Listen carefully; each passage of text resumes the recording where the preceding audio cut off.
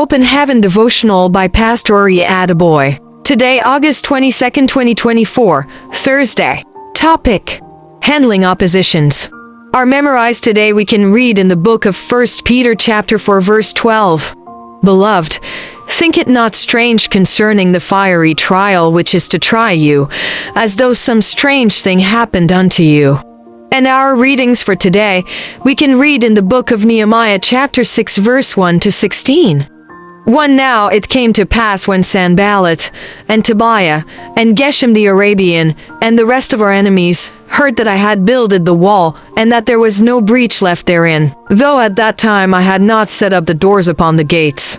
2 That Sanballat and Geshem sent unto me, saying, Come, let us meet together in some one of the villages in the plain of Ono. But they thought to do me mischief. 3 And I sent messengers unto them, saying, I am doing a great work, so that I cannot come down.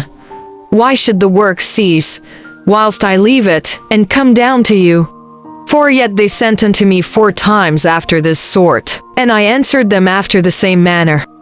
5 Then sent Sanballat his servant unto me in like manner the 5th time with an open letter in his hand. 6 Wherein was written, It is reported among the heathen, and Geshem saith it, that thou and the Jews think to rebel, for which cause thou buildest the wall, that thou mayest be their king, according to these words.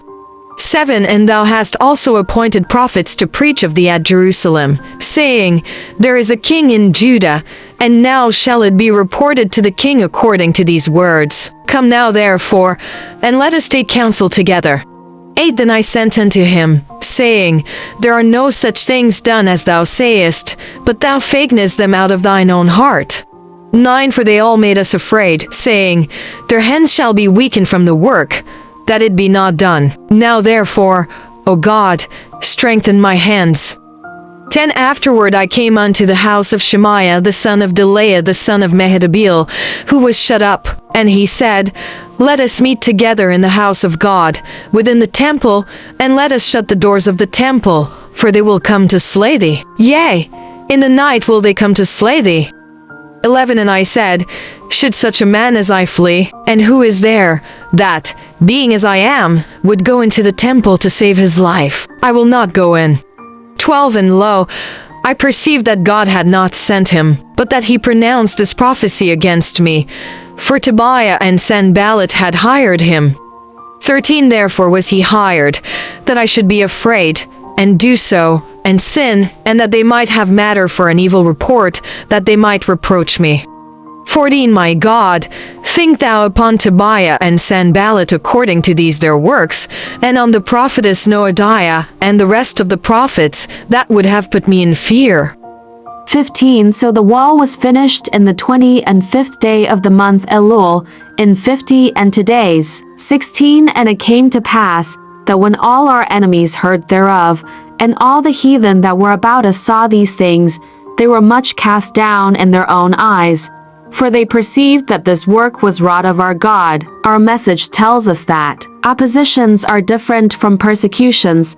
Persecution happens when someone attacks you because you are a Christian, while oppositions happen when you are attacked in a bid to stop you from doing whatever you have planned to do for God. Many people have set out to do things for God and were faced with opposition that made them back down. Some of them remained fervent Christians, but the opposition discouraged them from going ahead to do what was in their hearts for God. If we allow oppositions to stop us from doing what God has called us to do, many souls will perish in hell, and the devil will oppress people because the Christians are quiet. Therefore, rather than allow oppositions to stop us, we must learn to keep going despite them. One man who faced opposition and kept going until the work was done was Nehemiah. He had set out to rebuild the walls of Jerusalem. Despite the fact that it was not going to be an easy task then, opposition arose. If we study the book of Nehemiah, you will see the 3 major tools of opposition that the devil employs against Christians.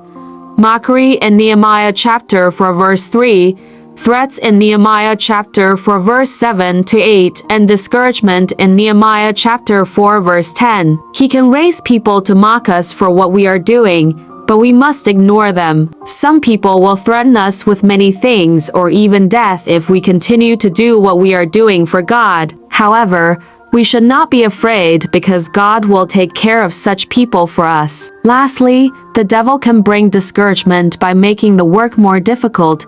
He can do it by ensuring the unavailability of resources or some people's refusal to cooperate with us. Whether the devil brings one or all of these things in our way, if God has given us a vision, we must never back down. Nevertheless, we made our prayer unto our God, and set a watch against them day and night, because of them. Nehemiah chapter 4 verse 9.